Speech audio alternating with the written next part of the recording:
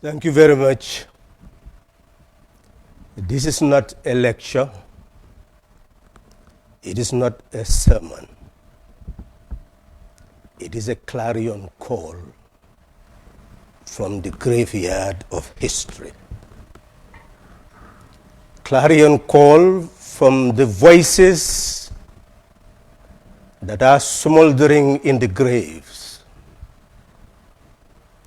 Despite that torment, their spirits keep marching on to liberty and prosperity. They are not gone, they are here. That is why we are here. We must listen to what they are telling us.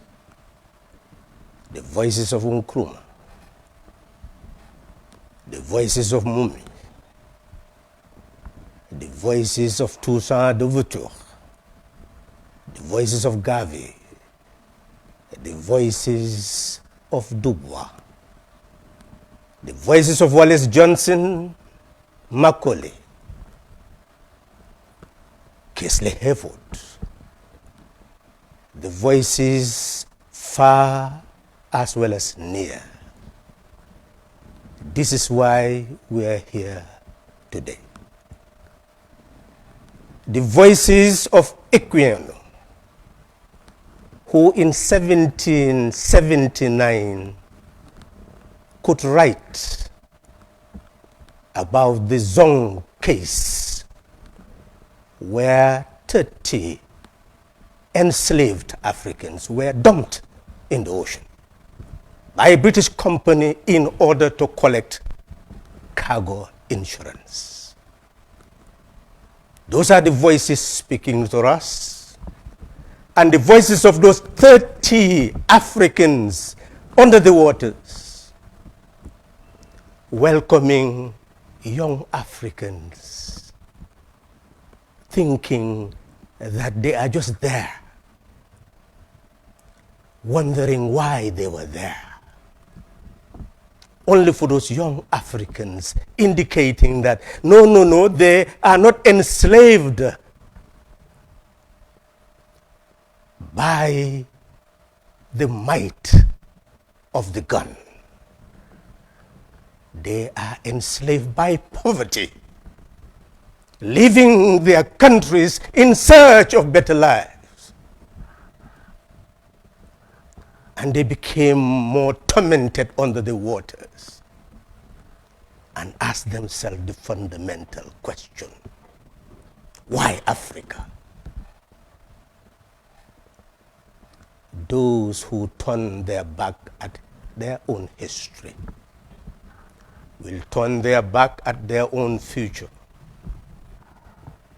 Those who are lost to themselves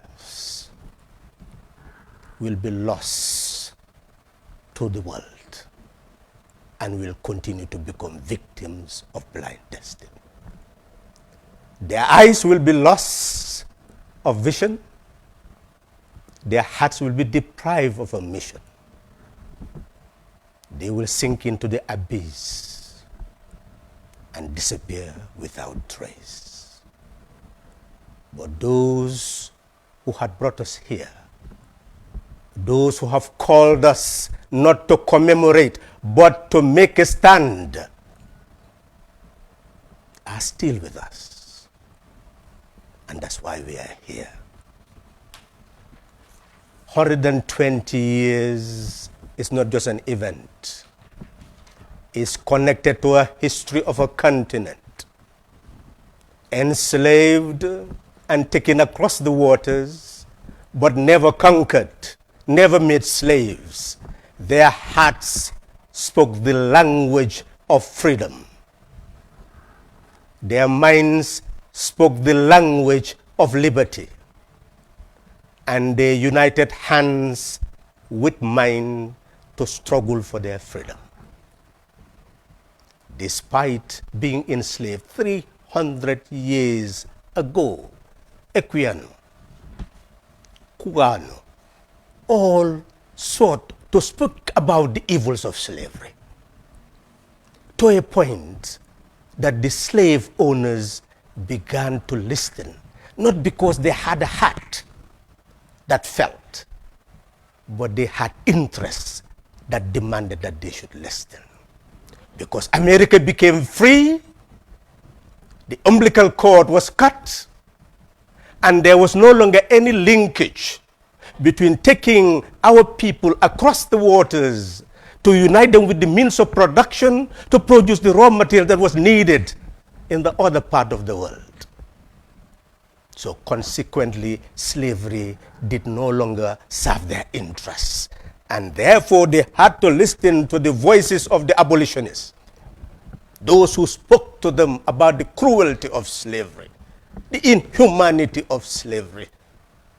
And consequently, they began to use those abolitionists as those people who will help them to eradicate slavery, not because of its evil nature, but so that they will be able to settle the enslaved back to their homeland, not as free people, but to be there to help them to dominate their homeland. From removing the people from the land, they were now going to remove the land from the people. And that mission could only be achieved by using our people themselves. That is why they established Freetown. 1820, the American Colonization Society had to work for the resettlement of those who were free from slavery back to their homeland. 1821, they turned towards Liberia. 1847, Liberia became a republic. And 1848, Roberts from Norfolk, Virginia, became the first president of Liberia. But the intention was to leave the Africans at the level they were, poor and deprived, so that ultimately they will want to go back to a land that they were already, that they already put under subjugation. So they were not working for the liberation of the Africans. And that is what was seen by the Frederick Douglasses. That no, they're talking about Africa for the African, but they did not mean that. We have to struggle to earn our keep where they've brought us. But we must also work for the liberation of our people at home.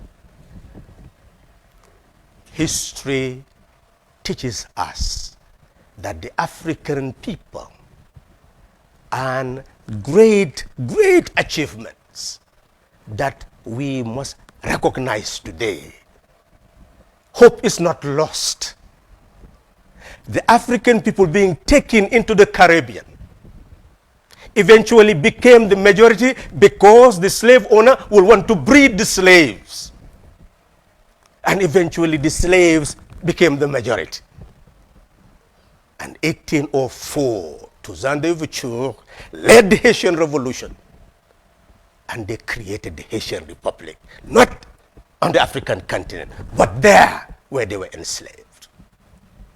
They were taking the land from the people, but the slave owners, those who were enslaved in the Caribbean, were beginning to take the land from the slave owners in order to build republics far afield, without having any desire to colonize any territory. You see, from our domination, we are expanding in the world to take charge of the world, to lead the world, because as our ancestors said, we suffered injustice. And the land cried for justice. And we answered to the cry of the land to create liberty. And because of that, the world must learn from us. And they did learn. Haiti became liberated. All the countries, Cuba, Barbados, they all began to struggle. Eventually Jamaica. But as this struggle between the United Kingdom and the newly found America expanded, the economic interests clashed. They began to work against slavery, whilst the southern states of America were still slave owning. Not only slave owning to work on the farm, it became more lucrative to breed and sell slaves. So the abolitionist movement expanded. The southern part of the United States, which relied on the raw materials, the northern part, which relied on the southern part for raw materials, began to see people eventually breeding slaves and selling rather than working on the land. They were working against the industrialization of the North, and therefore a contradiction between the southern slave owners and the northern industrialists expanded, leading to a civil war, 1861 to 1865. 170,000 Africans fought for the Union in that struggle, earning their dignity because of their military might in saving the Union. They had to give them support to become liberated. And Africans, therefore, in the United States, also began to fight for their rights so that they can take charge of who they are in that country where they have served so much, suffered so much, and helped to build. It is their country, even though Africa is also their country. So we began to see a struggle, not only to take over land in the Caribbean, but also struggle for rights in the United States, and all combining together, leading to 1900. 1900 is not an ordinary year. It is a year when the British Crown began to expand its domination far afield in the Falkland Islands as well as in our part of the continent. They came up with the Imperial Act of 1843 to plan how to take charge of our territories, how to build executive and legislative councils and establish settlements controlled by the British Crown, where their law will remain. The Privy Council, advising the Queen, created the law in terms of ordinances that they utilized to rule our people. But in order to consolidate power, when they were fighting among themselves, in 1884 they had to meet at the Berlin Conference, organized by Bismarck, who saw that Germany as a power had to expand its base in all the colonies and eventually prepare itself, position itself to take over the colonies of the other European powers. The other European powers agreed to attend. And the Act of Berlin of 1885 created the basis for the European powers to have peace among themselves and share the booty of our continent, the River Niger, the River Congo, and all its environs, to explore. Geographical societies were established to do exploration, scientific exploration, not for the advancement of science, for the advancement of colonial domination, knowledge for colonial domination. Ultimately, we were completely dominated. We know in the Gambia, up to 1900, they did not have full control. They had to kill the 4-day Kabas, the 4-day Sellers, ultimately to have control of the Gambia. This is what they did all over the continent. By 1900, they began to have effective control. But Africans in the diaspora, Africans at home, began to get education, the knowledge of liberation. They became aware that two fundamental tools are absolutely essential for liberation. We must have awareness, we must have organization. Without awareness and organization, there is no power. Just like Frederick Douglass has said, power concedes to no one without a demand. It never did, it never will. Nobody gives you freedom. It has to be demanded, and it has to be backed by power to liberate self. It's a long history. We have short time to narrate it. But 1900, Henry Sylvester Williams convened the Pan-African Conference. Africans in the diaspora and at home participated. Queen Victoria saw the might of our people and agreed that the demands they will make will be listened to, but it was never listened to. They transformed the conference into solidarity of the African people against racial discrimination, because everywhere they were educated. Henry Sylvester Williams was a barrister, but they were subjected to discrimination irrespective of their knowledge. Their salvation had to come to uniting with the people in order to liberate the African continent. The conference served its purpose. It galvanized the people who will be ready to be the architects of the liberation of the continent. That is why 1919 was not a surprise, because after 1900, the European powers who met in Berlin began to fight among themselves to divide the colonies once more. 1914 to 1918, vicious First World War. At the end, those who were victorious met in Versailles in order to look at ways where they will demand reparation from the losers. Germany was a loser. The Ottoman Empire was a loser. In 1985, those powers, Germany, United Kingdom, France, Austro-Hungarian Empire, Ottoman Empire. You still hear Africans talk about Ottoman Empire.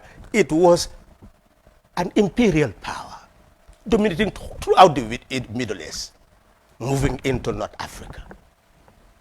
These were all powers. Denmark, Norway, all these countries were imperial powers at the time. Belgium. The base of their wealth to build capitalism came from that colonial domination. We must never lose sight of that history. And they must never lose sight of their responsibility in eradicating that future of their history by adding value to the African continent and the African people. Essentially, in 1919, they met to prepare the Treaty of Versailles.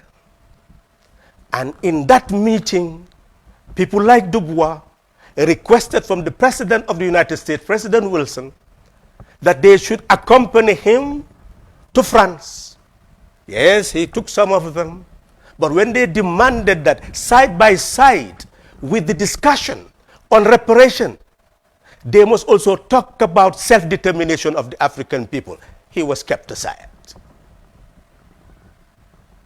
But they never gave up. Our ancestors never gave up. They knew what they wanted. And Blaise Diagne was met by Dubois. Blaise Diagne, because of the policy of assimilation, was a deputy in the French Parliament. And by virtue of the fact that he could mobilize 100,000 Africans to fight for France during the First World War, he was given recognition. Clemenceau has to recognize him. And he approached him, and he accepted and told them not to talk about what he has done, but they can go ahead. That is how the first Pan-African Congress took place in France in 1919. Africans fought and died at the Battle of Marne. You have your Flanders poppies.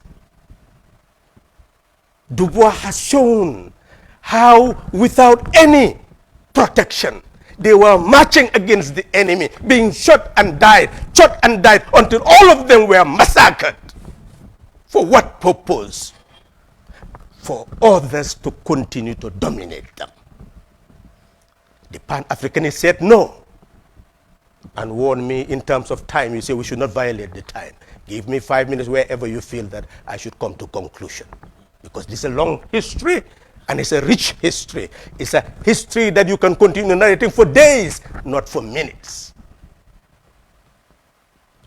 In 1919, the Pan-Africanists met. And you talk about the Universal Declaration of Human Rights. But when the Pan-Africanists met, they came up with a resolution. Now listen to the resolution of 1919. They said that you are meeting here to take over the possession of the conquered powers.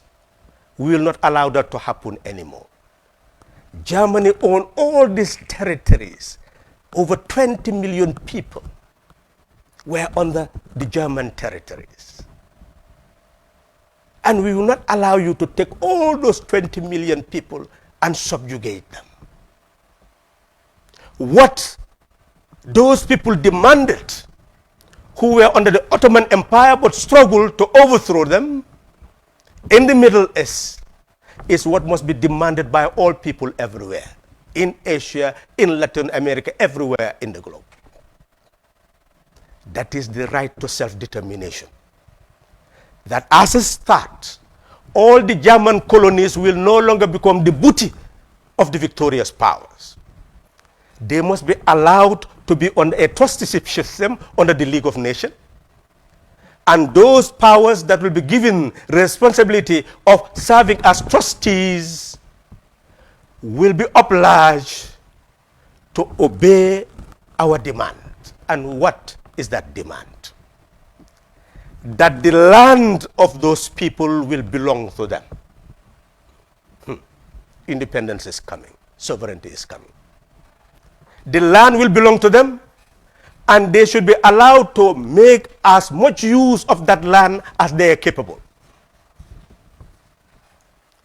Yes, we will allow investment in the land, but investment in the land must be contained, and whatever is derived from it must be utilized in terms of taxation to provide services to the people who are in those trustee countries.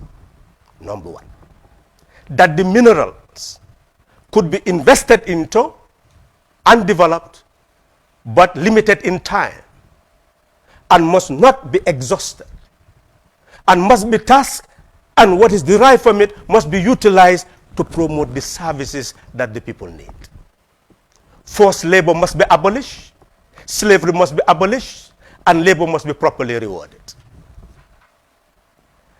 That going further, they must ensure that education is given free of charge to those people who are now being prepared for self-determination and independence. And it must not only be done in the language of the colonials, but also the language of those people, their indigenous languages. Imagine, 1919. That the education must have three characteristics. One, there must be academic as well as technical education. And education in culture, meaning education of normative values. So you're talking about technical, academic, and socialization education in values. What can be more comprehensive? 1990. That the teachers must be trained free of charge. And they must be prepared in these three areas to be able to transfer knowledge and values to the children in those countries. And what was more profound, and that is the basis of this sharing today, and that is the way forward, because I've been told it's 5 minutes left. They said immediately the Africans must be given the opportunity to engage in self-government. And education must be expanded to ensure that government exists for the people and not the people for government. Government exists for the people and not the people for government. What can be more fundamental in terms of democracy? That is the farthest end. That is the democracy of the sovereign republic. They were talking about republics in 1919, where government exists for the people and not the people for government. And finally, as knowledge and education expand, for Africa to be ruled by the consent of Africans. This is documented. It's right here in this book, quoted from Dubois.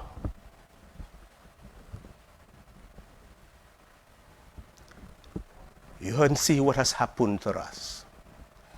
We became united 1921, 1923, 1927, where African women in New York organized the 4th Pan-African Congress in 1927. We must remember them.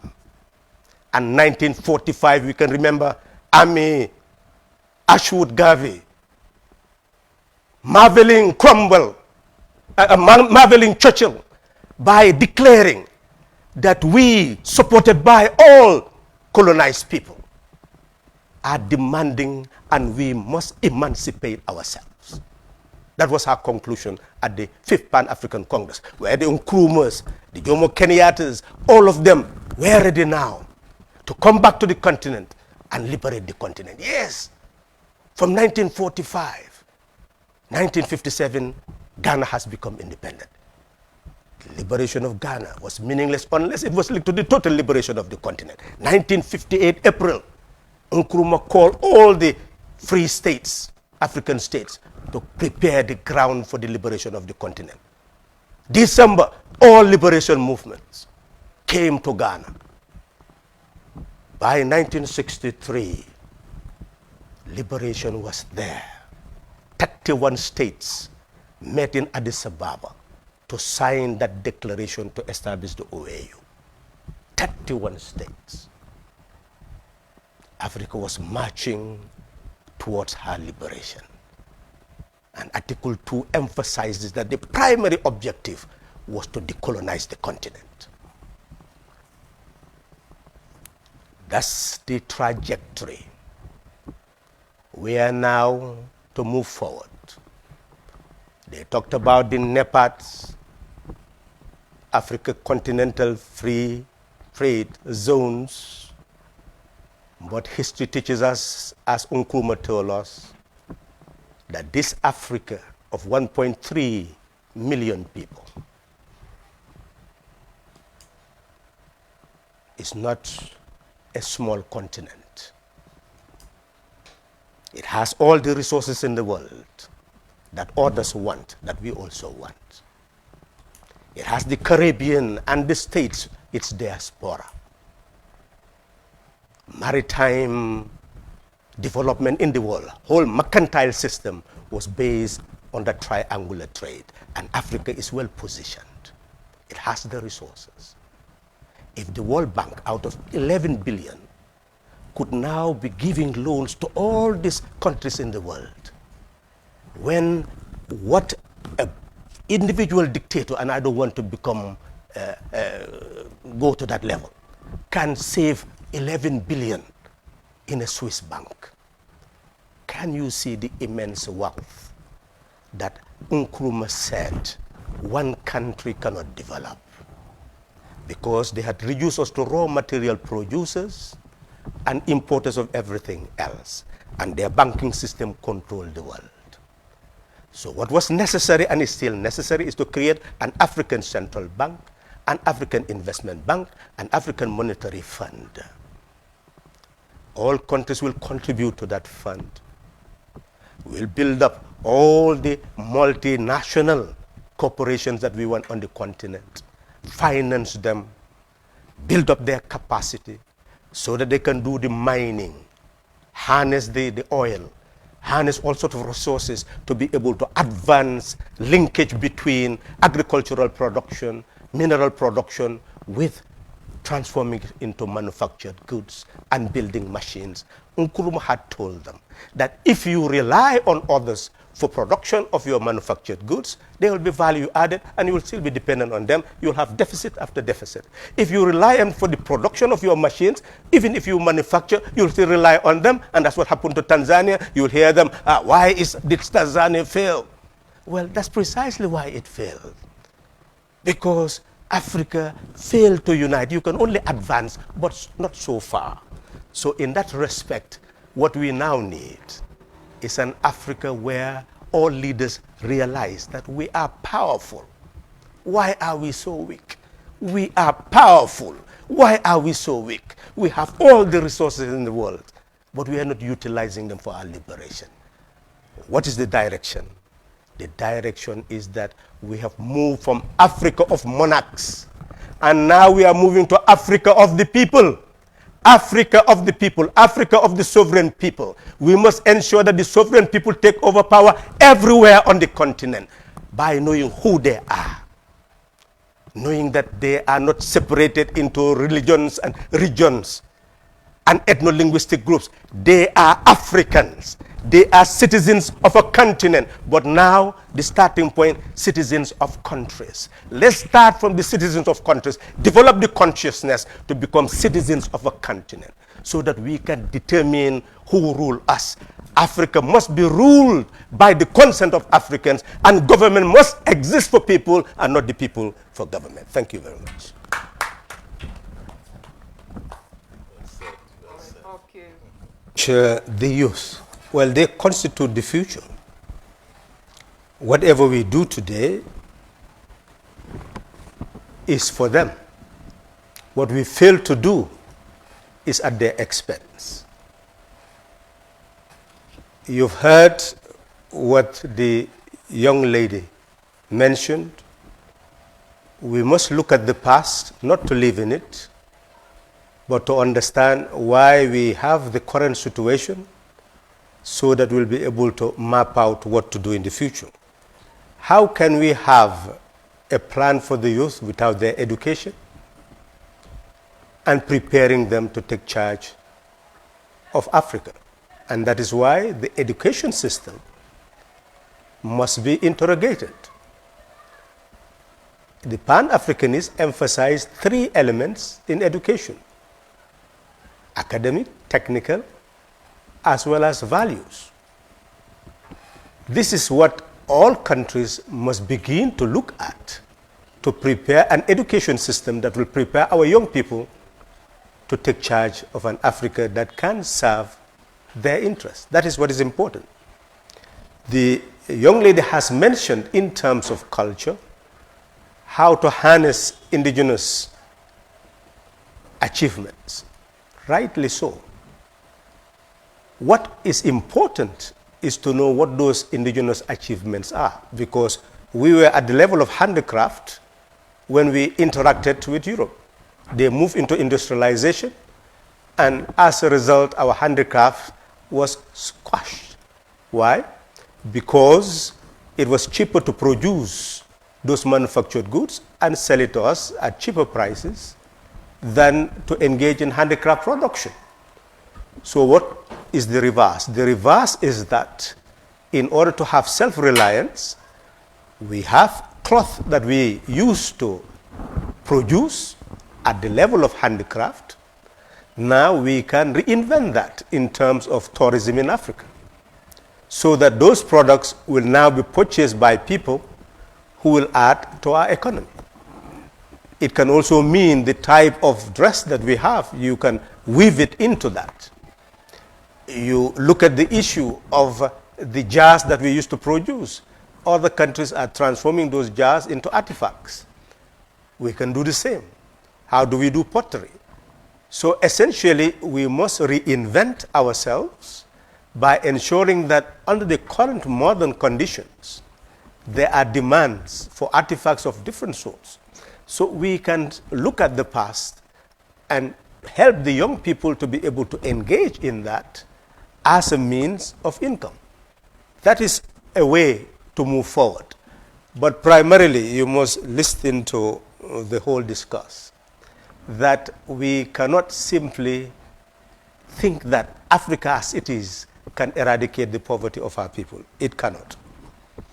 Nigeria at the moment, we are told, is over 600 billion in terms of GDP. They say it is the leading economy in the country, in the continent. South Africa follows with 4-point-something billion.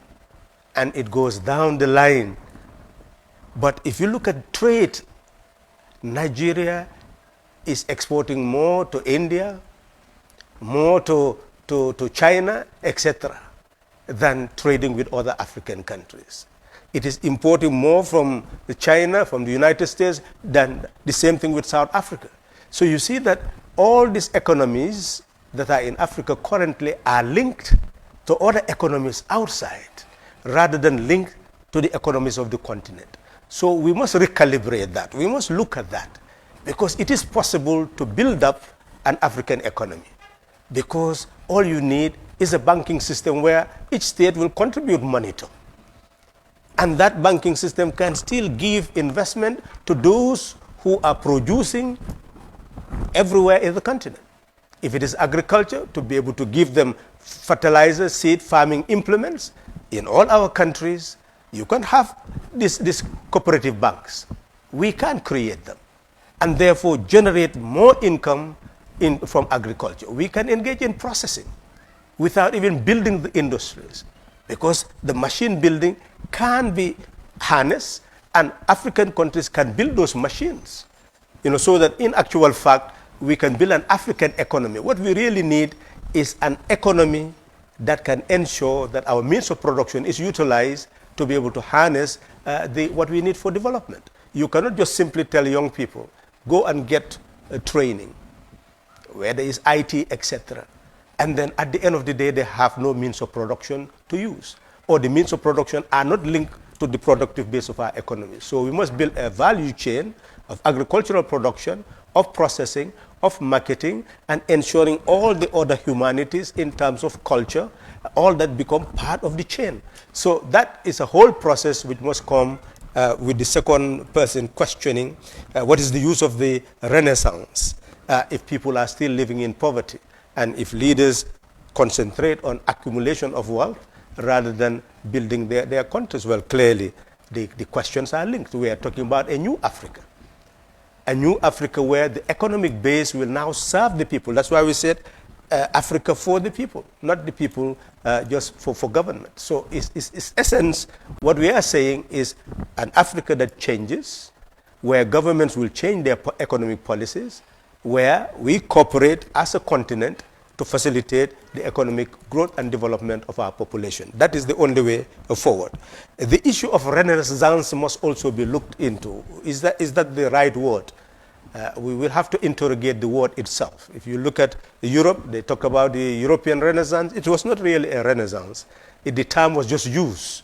But in reality, in 1453, the type of society which existed, Europe harnessed what was Greek culture, Greek tradition after the Ottoman Empire defeated, took over Constantinople. All the Greek literature had to be taken by the other European countries, and through that they made sure that they studied Greek, they studied Roman, to Latin, to be able to build up a culture from there that they call European. So usually all these cultures harness from other cultures to be able to build a civilization. What we really need is to build an African civilization that will ensure that we harness the productive capacities of our people. We are capable of doing that. And the governments must take the lead, policies must take the lead. So there is no doubt about that. Food, yes, clearly without food we cannot survive. But the continent can feed itself. But we must change the whole agricultural setup. You look at Europe, you look at the whole issue of America, the New Deal, what was it about? It's using the public base to be able to enhance the support of the agricultural system. That is what really led to self-sufficiency in food production in the United States during Roosevelt era. We need another approach. Every African country is capable of feeding itself, but we must ensure that fertilizer, seed, farming implements get to our farmers, and not by big banks that will demand interest from them to a point that they will not be able to pay back the interest and collapse, but cooperative banks that will not demand interest from them, because this is our property, this is our wealth. Our mineral wealth must be put in cooperative banks, given back to our farmers, so that they have the means to enhance agriculture. We'll be able to feed ourselves. There is no doubt that what we need is reinvent policy and then address the needs and aspirations of the African people.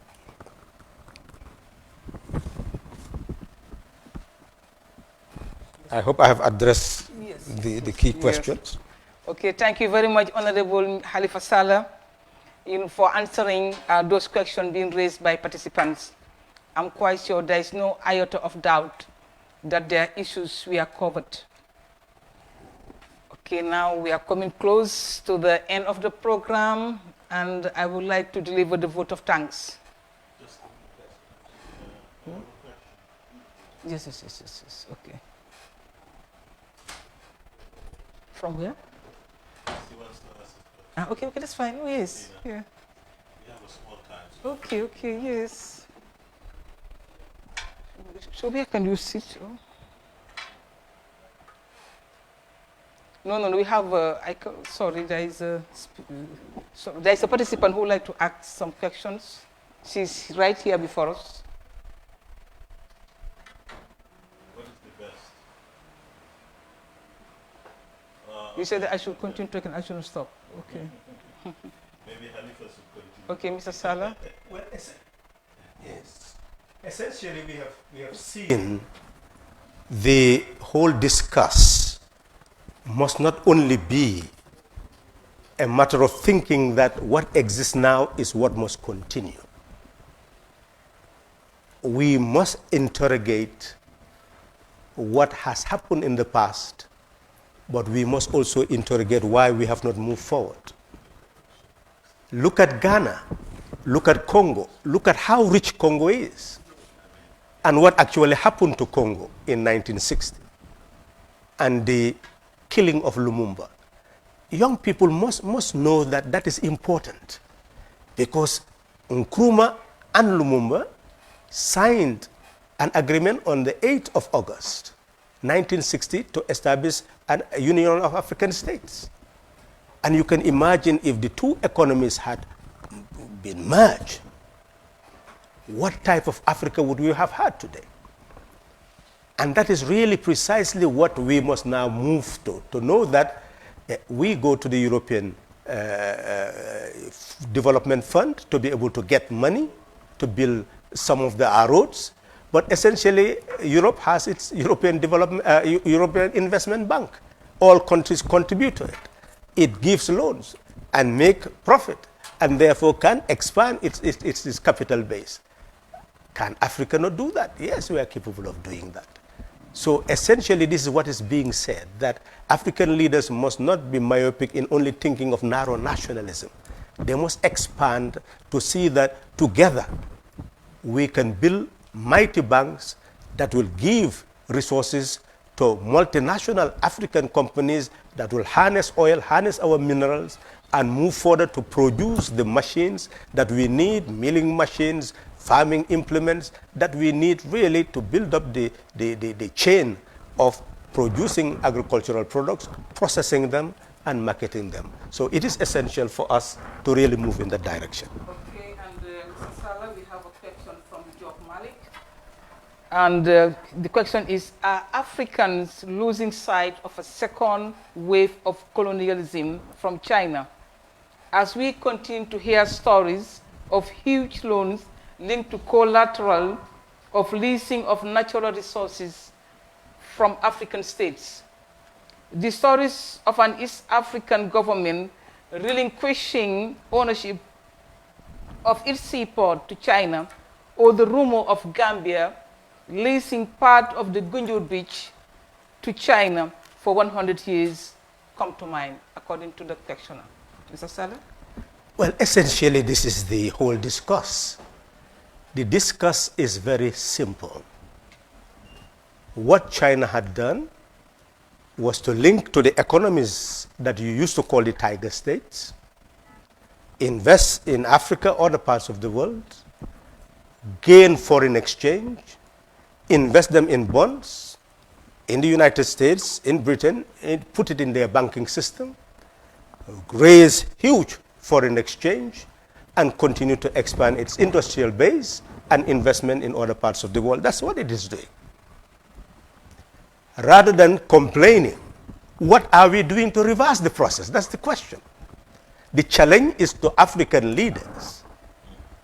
Why can't we not ensure that we unify our countries? The diamonds that are being produced, the oil being produced, all these are sources of capital to put in a bank that we will call an investment bank. We can build an African central bank.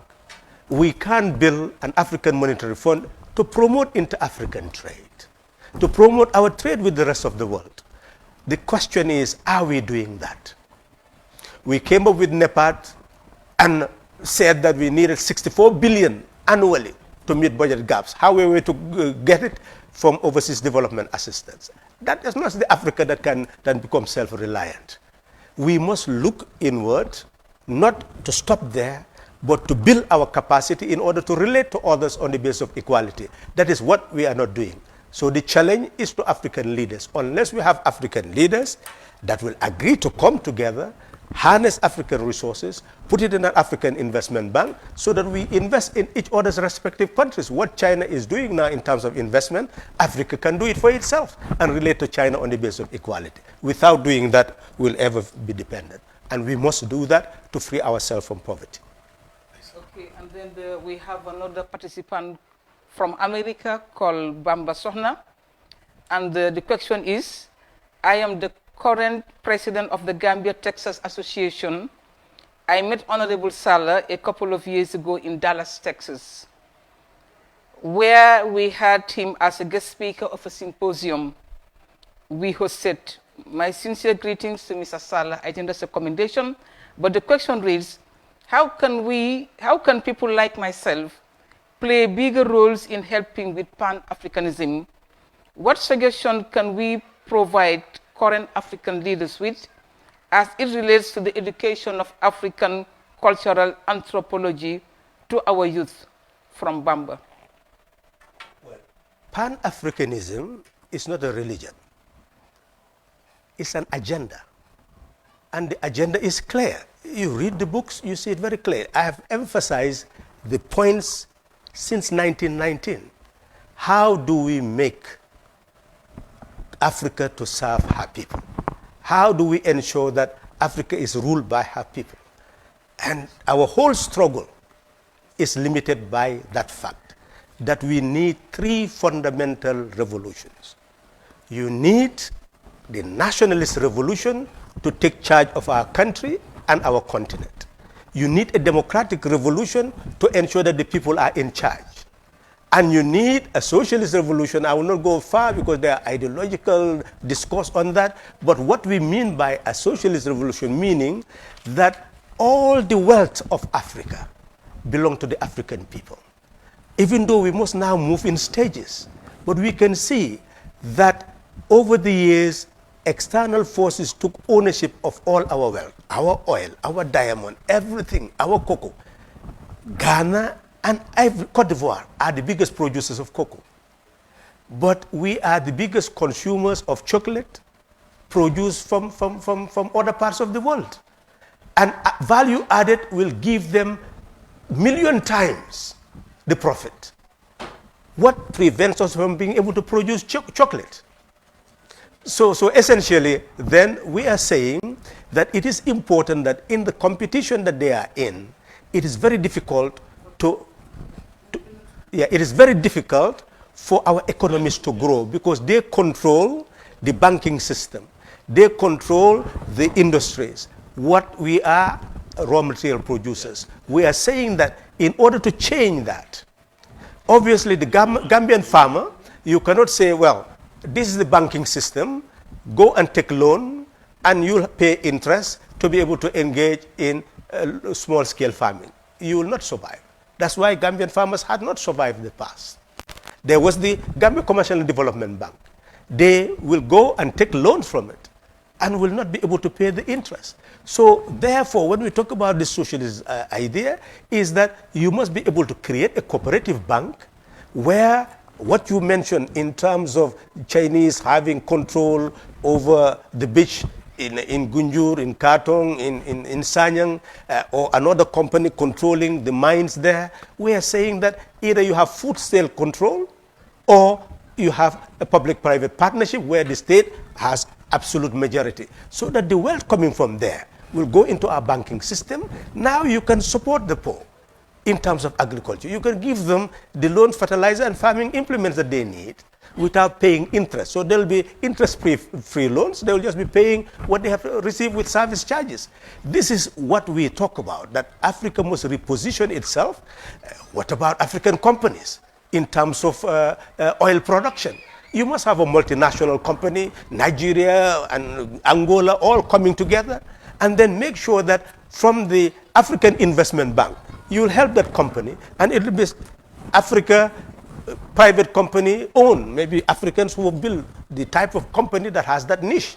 And in that sense, they will work together to build that company so that they will mine the fields that we have in terms of mineral and also the oil that is going to be produced. We must make sure, or a company that is producing tractor in South Africa, etc.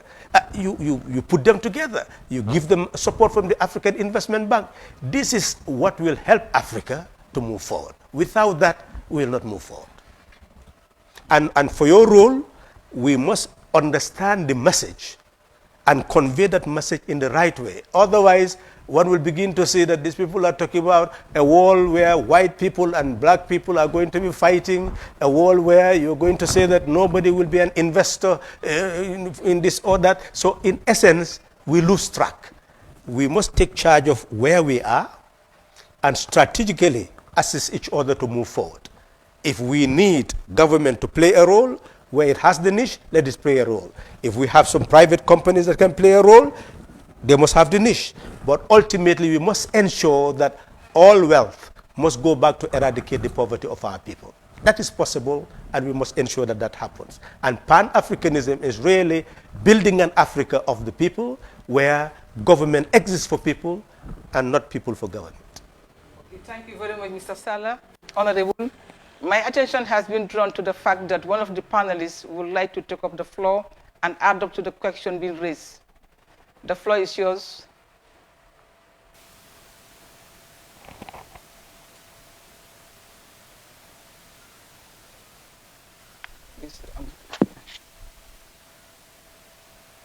Yeah, okay.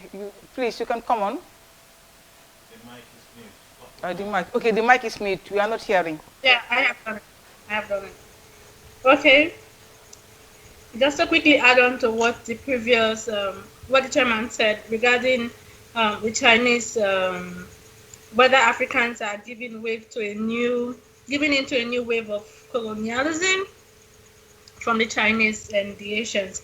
I wanted to just add that, okay, I am not an economist, so I cannot really give analysis from the economic perspective, but I am an entrepreneur, and I know that the baby steps count, and that's a fact. And oftentimes, as Africans, we like to, sort of wait for the government to do everything. And no doubt about it, the government does have a responsibility to do a lot of things, but not everything. There are some things that we can do on our own every day that makes the picture of the African Renaissance clearer. And here I want to just say something that I experienced personally when I was in Ghana. And I talked about it on my YouTube channel in detail because I was very offended. And I hope there is no one in the house who will be offended by this, but because I believe in authenticity, I'm just going to go ahead and say it. I was in a car and we were driving past the headlights in Accra, and I was with some people from other countries. I'm not going to call the particular country right now. And then the policeman in Accra at one point said, stop. And then we stopped and he checked us. And then at the next checking point, if any of you have been to Accra, you know there are a lot of checking security traffic lights. And at the next light, another policeman said stop. But then one of the men inside the car, who is not an African, is a foreigner, he said to the policeman, we're not stopping. And believe it, ladies and gentlemen, we didn't stop. That car moved forward and we went on. Now, fine, I could be feeling privileged because I was in the car and we didn't stop. But as an African, I felt sad, I felt offended because I could not imagine that happening in Holland or in France or in anywhere in the Western world where another white man would tell a policeman that he won't stop. How much less if he's an African? He would be apprehended and probably shot immediately on sight. So those are the kind of small things that happen that breaks my heart in the conversation of Africa. Now, when we talk about the Chinese, if we as Africans actually in our own small world get entrepreneurial in our own small spaces, entrepreneurs have a lot of power if harnessed collectively. Yes, there are a lot of things in Africa that can be mobilized for economic purposes. If we continue to do this, when I started my business on African Hair, I never realized that I would go on to win funding from Shell, and now, hopefully, subsequently, Tony Elumelu Foundation. You don't have to wait for the government to do everything for you. Start from somewhere, start from where you are, and that mentality begins to change small. The baby steps count, and before you know it, there is a new Africa before us. Thank you very much. Idian, for that intervention. I would like to invite Sakila, a participant who would like to ask some questions. Good evening, thank you.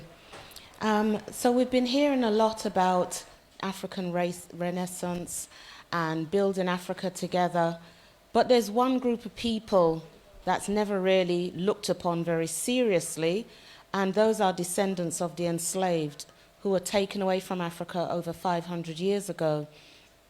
And we want to come and build Africa. We want to change the narrative of Africa, but we're not taken seriously. We're not recognized. Currently, we are talking to the Gambian government about the constitution, to include us in that constitution in terms of citizenship. But if we're not recognized, how can we, as Africans together, build Africa together if you're not even recognizing a major part of your ancestor family who has returned by choice to come and build the Africa that we also want? We don't want foreign investors. We don't want foreign money. We have residual money as well. Why are we not being taken seriously as part of this African Renaissance to help build Africa as well? We talked about Garvey, we talked about Nkrumah. Both of those men talked about the Africans off the continent.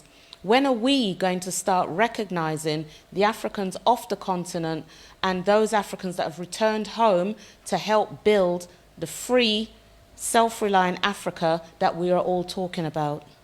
Thank you. Thank you very much, Sakila.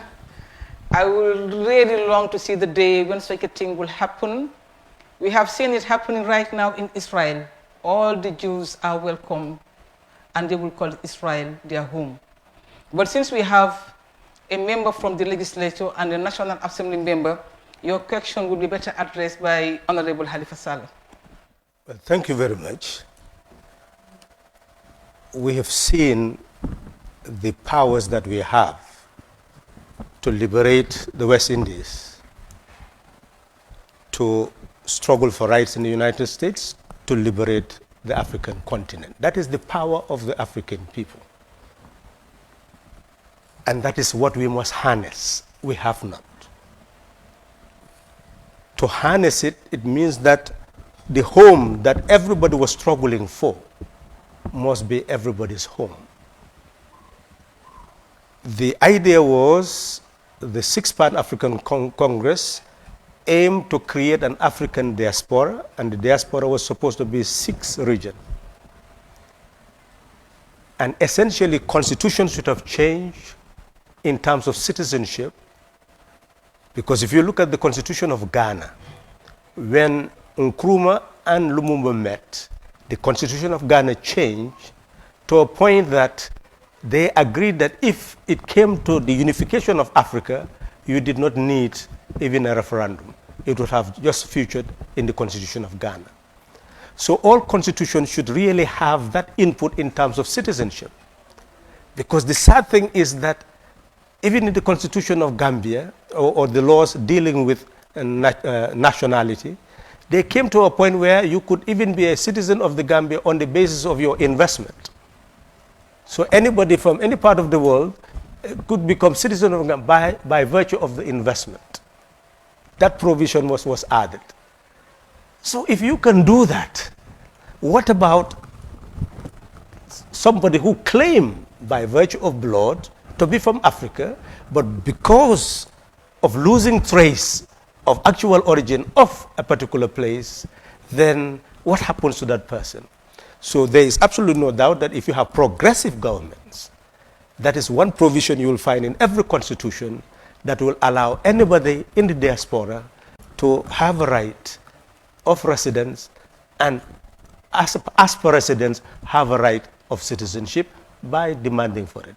So that is one thing that should be encouraged, and as far as I'm concerned, I'll be encouraging it, so that we as a country will adopt such a constitution which will allow our citizens outside to become citizens of the Gambia by virtue of the fact that we are moving more and more towards African unity.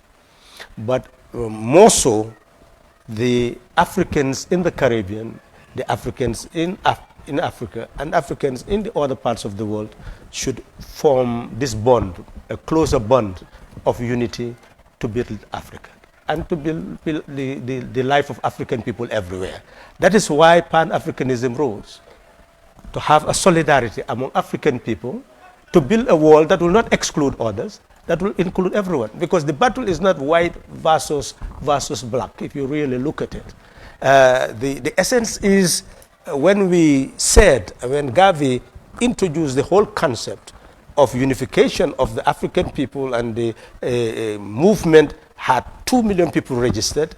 The objective was to build an Africa that can accommodate every human being, not in terms of residence, but accommodate to be able to live in mutual development all over the world. And the issue here in terms of race in 1945, the way it should be engineered, rather than a conflict between those who said that development should be given focus rather than just the racial dimension, we should weave that to see that the issue is there is one human race. And the racial issue matter because some people have been making attempt to push the African people out of the human race, to say that they are something else other than the human race. And our position should be very clear, that we are part of the human race, and anybody who sees us not to be part of the human race must be psychologically disoriented. That person must be mad. So anybody who sees an African and feels that we are not part of the human race must be seen to have some mental issues to deal with. So that is really the challenge. Our challenge is to have humanity, but our place, a special place, that we've been oppressed, we have been suppressed, and therefore now we must gain our integrity and dignity and be the humanity that will head the world in leading us towards being greater human beings, because we have suffered more than anybody else. And despite that suffering, we are still moving as human beings. Therefore, we can teach others what humanity is.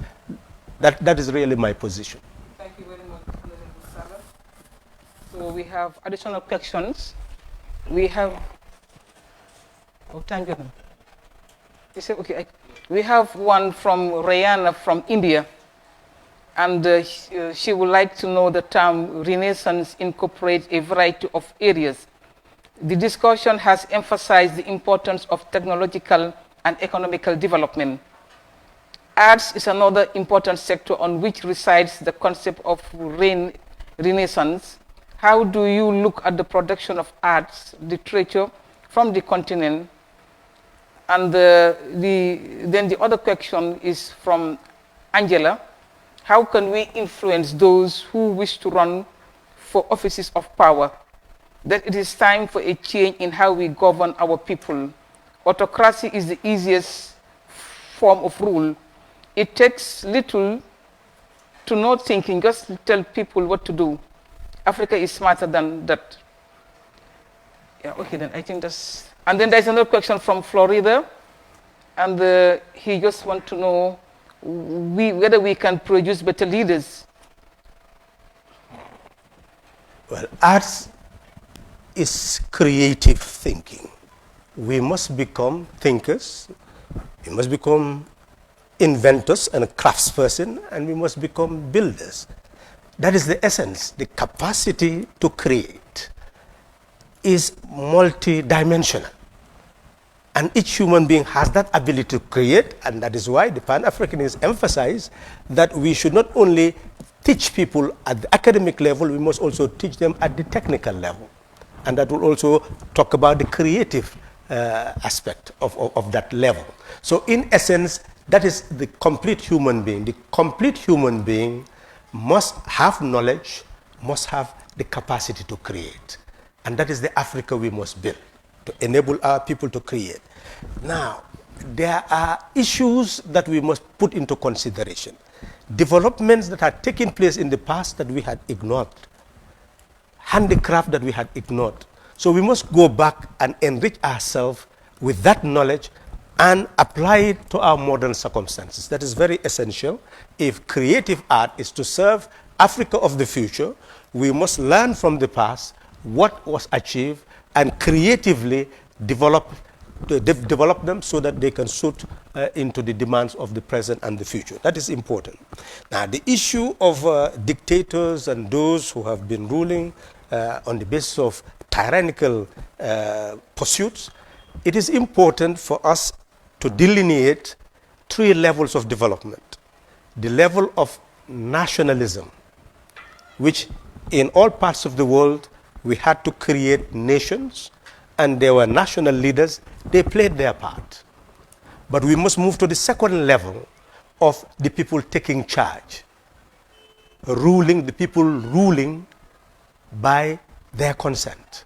That is the second part. That is what we have been ignored in the past in Africa, and this is what we must now pursue, that we cannot have an Africa that will address the needs and aspirations of the people unless it becomes a democratic Africa where the people take charge. And this particular slogan is something, if there is anything that you have not taken from me, this particular slogan must be taken from the Pan-Africanists, that governments must exist for the people and not the people for government. This is the basis of the sovereignty of the people. So we must move to that level. Once we move to that level, it means that it is the people who choose their leaders.